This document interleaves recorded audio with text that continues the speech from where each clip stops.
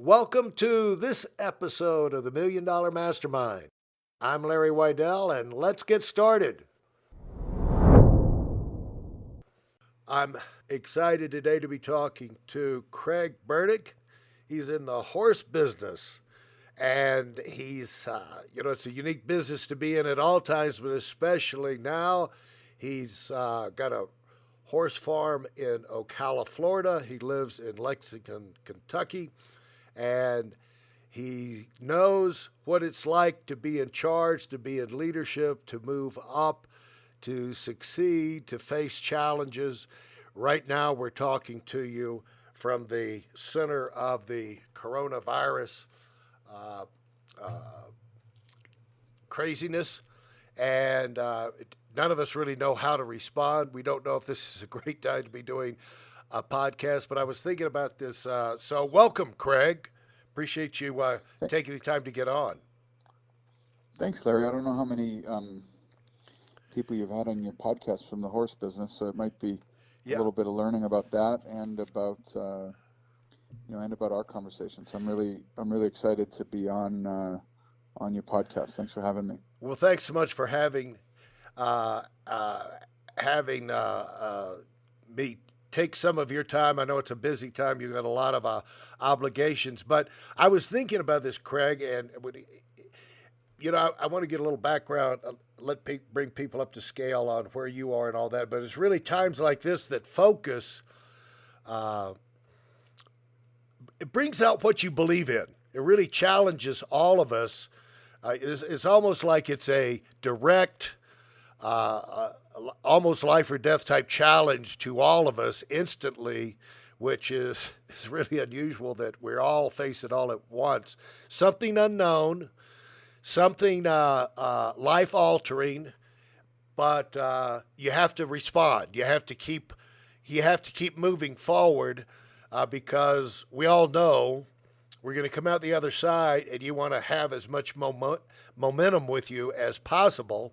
And so the people that understand that stay focused on what they can be doing and don't let themselves get overwhelmed are the ones that come out the other side of these things with dramatically improved positions in a lot of areas of their life simply because they just stayed on track. And you do it in minor ways as you go through life, but now this is just a huge one. But you really get challenged in what you believe, and so maybe we're going to get into some of those things. I'd love to hear your take on that, but bring everybody up to speed on who you are, where you are, how you got to where you are in life, so they'll understand your perspective and where you're speaking from. Yeah, well, thanks. I mean, I'm 41 years old. I grew up outside Chicago, Illinois. My family had a consumer packaged goods business called Alberto Culver. We were hair and skincare beauty business. My grandfather founded it. My mother went to work there after she graduated college in the 70s. She met my father. They ran the business together. And then I was kind of the third generation. Very close with my grandfather, obviously close with my parents, and sort of fully expected to grow up in that business. It sold products in over 100 countries. We had retail stores called Sally Beauty Supply, over 3,000 retail stores, and really grew up immersed in that business. Every summer job in high school and college was a different part of that business, and then I spent about 7 or 8 years, really growing up in that business in a variety of roles. Did some business development and acquisitions, did investor relations, working on our, annual report, our, communication to the street, buy side and sell side, both doing investor conferences. I transitioned into a sales job, got to make sales calls on most of the large customers, around the country. Moved into marketing on the international side, really did a lot of travel, and I was kind of learning that business and being groomed. Interestingly, I was good at it, but I didn't I probably didn't have the same passion and love for it that was really needed to take it over. And my real love was thoroughbred racehorses, which was always essentially a hobby for my grandfather. He bought a horse farm in the 60s, and I spent every school holiday, Thanksgiving, Christmas, and Easter at this farm that I'm at now in Ocala, Florida, and really liked it. In the summers, I'd go to Del Mar, California, and it's all I've ever really wanted to do. And I was lucky enough that my grandfather, he only died a few years ago. I was very close with him, and it was hard leaving Alberto Culver, but I really wanted to transition our horse farm, which had been really like a family property and kind of a losing proposition, into a sustainable business. And thankfully I was able to do that while he was alive. And I took over the horse business in 2008, and have been doing it for 12 years. It's an interesting business. It's global. There's breeding, racing, buying, and selling, kind of in most of the major countries. It's a huge business in the U.S. Our business was 100% U.S. based when I took it over. We now have a really nice business in Europe. We operate in Ireland, England, and France. We're getting started in Australia. We don't participate yet in Asia or the Middle East. And there's also racing in South America and South Africa. It's really a global business, and I've learned a lot about it. Helped turn our business from frankly a money loser and really hobby's a bad word with the IRS, but really not one focused on making money and sustainability, and have transitioned it into a nice really investment portfolio. So that's what I've been doing, and was lucky enough to have dinner with you, Larry, a couple weeks ago, and mostly listen to your stories. So it's flattering to be to be on your show. Well, what you've been able to accomplish and the exposures you've had really gives you an advantage in many ways in knowing how to think and how to respond and how to react to life, the challenges that get thrown at you, whether or not you're a common laborer, dealing with family, health, normal finances, and the experiences life throw you, all the way up to where you're running a Fortune 500 CEO situation. Life is life, and there's challenges. We're currently here as the coronavirus unfolds, and I found it's a waste of time to try and talk logic to anybody about it. It's almost like it comes to believing in God or believing there is no God, believing in capitalism or communism, a Democrat or Republic, liberal or conservative. You believe what you believe, and it's almost impossible to talk someone out, off their point. So I've given up trying to have logical discussions with people that are scared out of their minds with the virus, and because you put out, you put out one wild scare, and they come up with 15 more. And if you go through life, you're going to have the opportunity to either run from problems or you're going to face problems. And you never get anywhere running from problems. They come, they're challenges. One form or another, life is good. It's called living, dealing with these challenges. And you've certainly faced a lot of challenges to overcome and climb as high as you have in the horse business, especially taking the horse business, which, as we were talking about, I love horses. I had a little small horse farm in North Carolina and did the show jumping as a hobby for 16 years. And I did as a hobby because the way I did it, our family did it. There was no way we were going to be able to turn it. We tried to turn it into a business, but it's a hobby.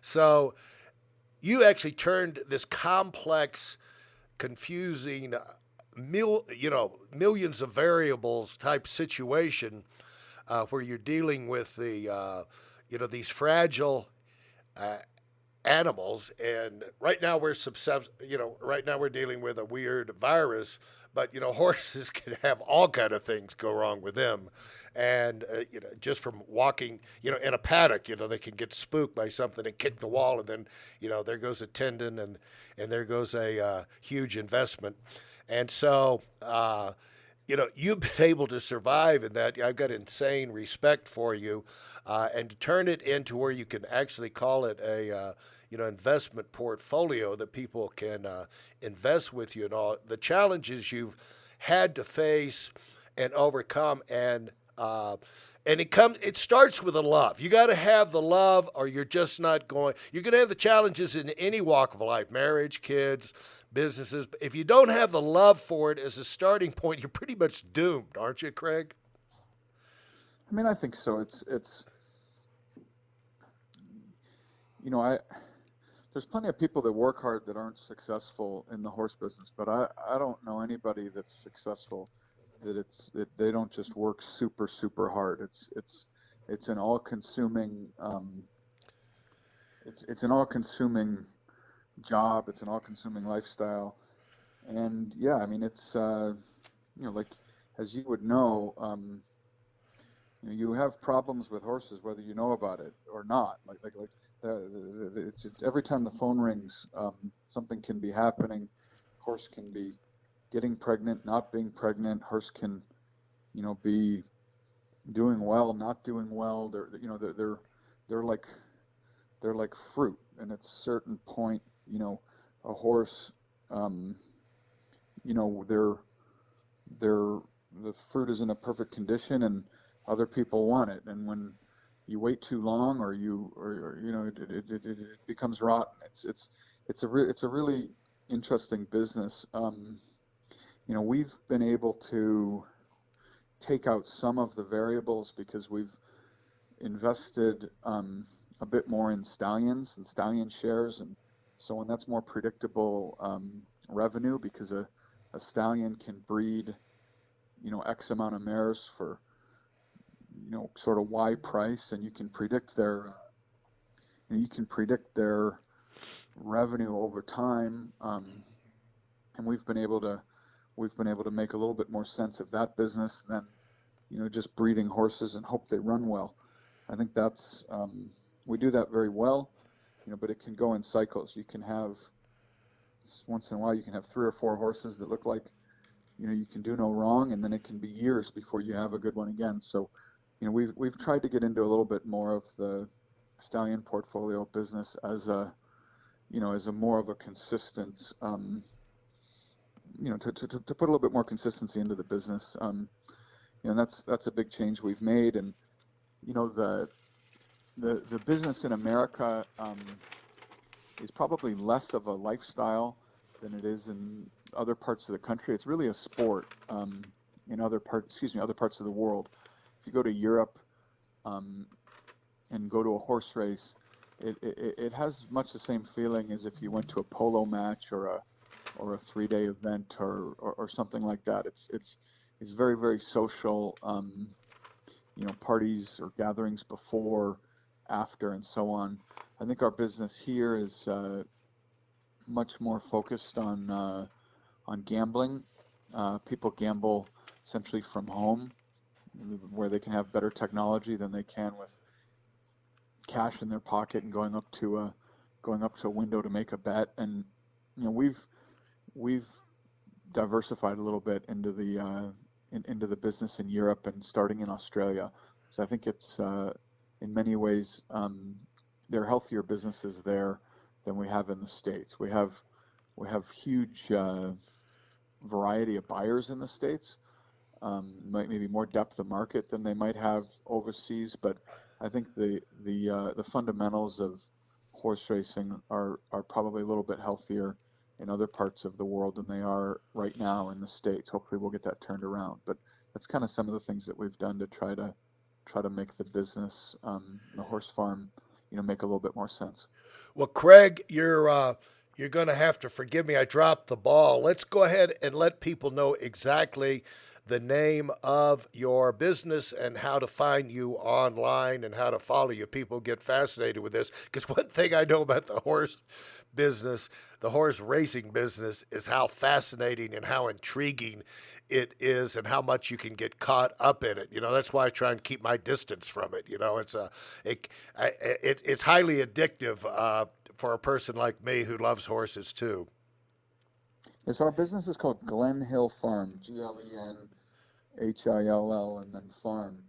There's one in California that has nothing to do with us, and they've got the website, and I know we predate them, but I did enough trademark law when I was at Alberto Culver that I really don't want to go back and fight that. So they've got the website, but it's called Glen Hill Farm. I'm on Twitter, and my Twitter handle is at Craig CraigB 1818, and then Glen Hill Farm has a Facebook page where we keep people updated. Mostly general public and fans with pictures of our horses, our young babies, and so on. It's a really good way to communicate directly with you know the consumer and the fan. So we do a bit of that. We're not a public commercial horse operation, like with borders, where we take care of other people's horses and they pay us. So we don't have a ton of direct advertising and a big need to do that. We really, it's a family farm. My family still comes here. My direct family, my wife and my three daughters and I, we come here all the time. But my extended family comes for holidays and so on. So it's in some ways a family gathering place. But for me, it's the business. And I guess that's where we should have started it. But that's how you can follow what I do. How big has your operation become at this point? What's the size it is, and what is your goals in terms of size and numbers and what scale of the direct operation that you are running now? Like when you started in terms of size, what size was it when you took over, and where is it I now, think and I where would think you it's like to generally head?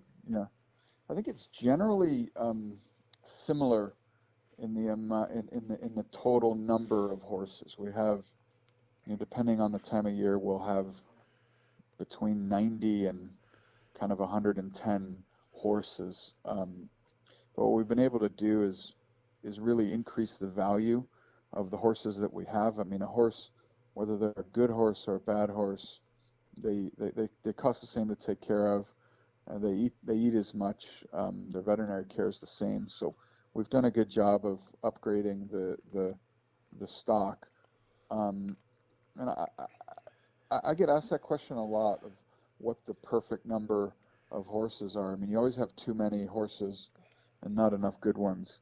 Um, and it sometimes takes a little while to identify whether a horse is good or not. So if you have a broodmare, which is a female horse that's done racing, um, sometimes it takes 3 or 4 years of production where they're producing foals.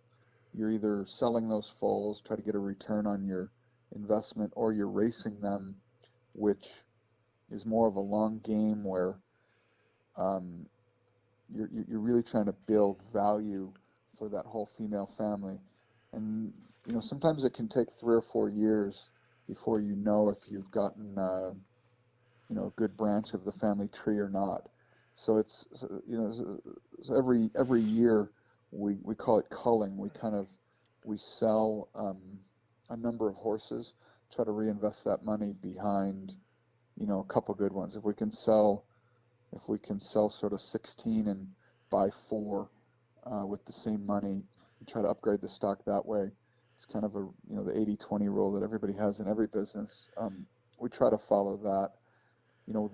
some of this. I don't know if you have people that know horses on the on that tune into the podcast, but the stallion investment business that we have is called Elevage, which doesn't have anything crazy about the name. It was just a bottle of wine that my partner and I were drinking when we came up with the idea, and we were looking for a name. But we've been able to take positions in some really good horses, such as Curlin, who's one of the best stallions in the country now. Like when we bought him, I think we bought 20% of the horse, and he had a $31 million valuation when we bought in.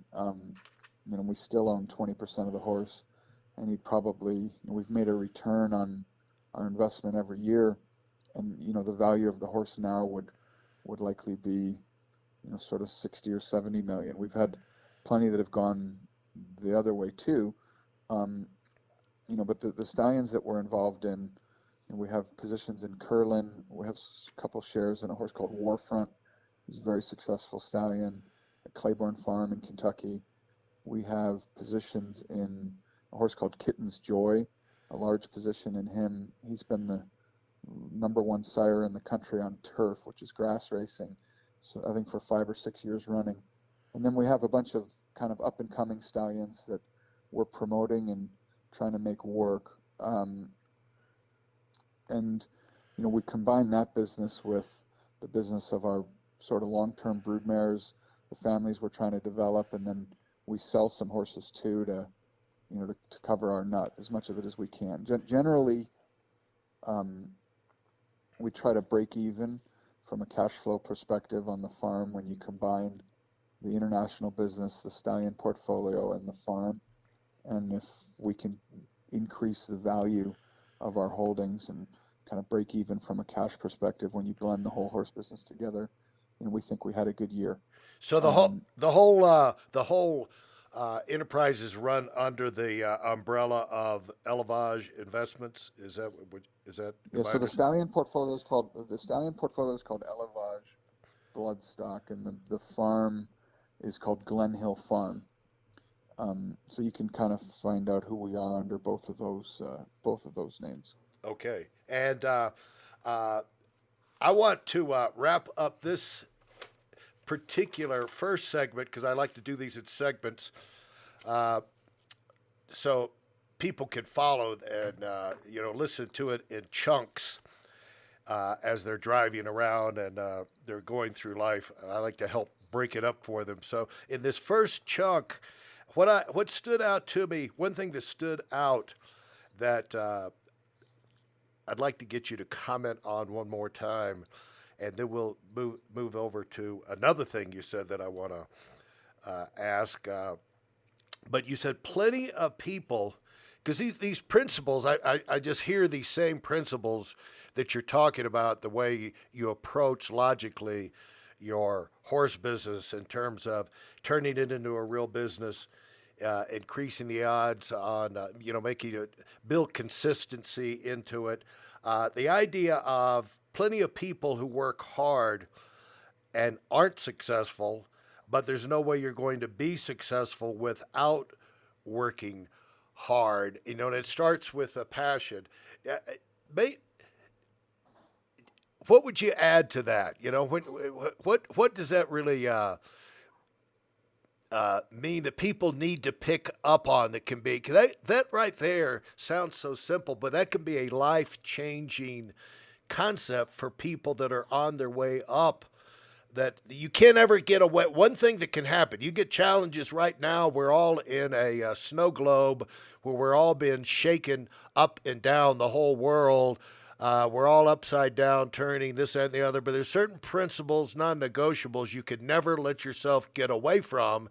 If even in a snow globe thing, things eventually settle down. And so when things settle down, if you've gotten away from your beliefs and your approach to life and your activity schedule, you're going to you're going to be a loser. You're going to have let this thing disrupt your success in life. So talk about it. When you said that, these things that that come out that we take for granted, Craig, people don't get. What would you say? I've always been taught to try to find a really good boss, really somebody that you look up to. It doesn't matter what you get paid. It doesn't matter how quickly you're moving up in an organization. You really just want to understand how your boss, if you're lucky enough to be able to pick them or really find a mentor, and then learn what goes into their process for decision making, um, when it's time to hit the gas pedal, when it's time to obviously slow down and kind of view the scenery. When I say, work hard, in my specific business, and it looks glamorous. I mean, people can watch the Kentucky Derby and you see the people in the paddock, and it looks great, but there's a lot of hard work that goes in behind that, taking care of the horses, learning the lineage of the horses, the blood stock, like their pedigrees, finding patterns, in bloodlines that the best families seem to repeat themselves, learning the way horses move. Like I go biomechanically. I grew up in Chicago, um, loving horse racing, but I didn't grow up, with my hands and eyes on a horse. So I learned how to read the racing form. I was a gambler when I was young. My grandparents would take me to the track and give me $20, and there was 10 races, so it was $2 a race. And if I blew it, it was gone. And if I won, I got what I could keep. So I learned how to handicap races. I devoured thoroughbred publications when I was growing up, and then all of the sales catalogs, learning about the families. And when I got in the business full time, I've gotten better at picking out horses, looking at horses, and so on. But I've been able to identify people that work for me that are expert in that field. I really let them do their job, give me the information. I can decide what they're worth based on their their breeding, and then the essentially the potential if they're successful, the downside if they're not. I go to as many conferences that are associated with my business as I can. Um, I said it a few minutes ago. I don't have a business where I'm looking for customers. I think when you can meet somebody and you're not actually trying to sell them something, but you're trying to learn from them, um, the conversations are much more open, and you can really get a feel for somebody else's experience in the business and so on and so forth. Another thing I really try to do, our business is one with everybody has connections, and they have family that have association with the business. I think I've done a good job of trying to help people that don't have family connection to the horse business. And I'm gonna be in the horse business hopefully the rest of my life. And if I can find a few kids that are really motivated, even if I don't employ them, but I try to give them advice. I try to introduce them to people if I know they're going to work hard and not embarrass me. In 10, 20, 30 years, I'll have an army basically of people that, they don't owe me anything and I don't owe them anything, but, you really treat people well before they're in a successful position. And if you can find the ones that are going to work hard and stick with it, at some point they're going to be running major operations, and you're going to be able to do business with those people. And it's in our business, we have rich people that come in. They can sometimes they're rulers of countries, like literally sheiks and princes, and the queen owns horses, and um, you've got people that have sold their businesses for 9 or 10 figures that want to jump in and take over the horse business. And I think maybe it doesn't matter to them because they've got so much money, but I think that a lot of times they fail because, they like they show up at the sales and they buy the most expensive horses and they get their names in the paper. But the only thing that really matters is when your name's in the paper, when you win important races, or you can buy horses that before they've become apparent to everybody else. Buy a horse, maybe before they've won a good race, or notice a horse that looks like a fantastic prospect, and figure out where the mother is or where the sisters are, and try to acquire those horses before everybody else understands. The only way you're going to do that in my business is just to be totally immersed in it. And having come from a completely different business, consumer packaged goods, so many of the same principles that I learned there, they directly apply. So all that advice, with whatever career somebody's in, the networking, the really, really engaging the young people, because that's very important. Anybody can kiss ass to somebody that's, the boss's son, or, somebody in like a senior VP position, but you build so much deeper relationships with people that can't necessarily help you that minute, but just somebody that you can teach or you can learn from, and so on and so forth. Just borrow their brain when you have an idea, or so on. So that's really what I meant. I don't know if that answers your question or not, but that's kind of how I look at it. Well, you've done more than answer the question, and I know you've got to run. I want to rather than keep going, I'd like to bring you back, in a few weeks, a few months, if you don't mind, and kind of pursue some of these things a little bit more. And you've made so many great points about building a business that lasts, building a life that lasts, having an eye on the long term. Thanks for listening to this episode of Million Dollar Mastermind with me, Larry Weidel. If I've helped you in any way, leave us a 5-star rating and review on Apple Podcasts. For more information like this, listen to our other Million Dollar Mastermind episodes, and check out my Weidel Academy YouTube channel, and visit us on WeidelOnWinning.com. I'm the Million Dollar Mastermind, and until next time, go, go, go.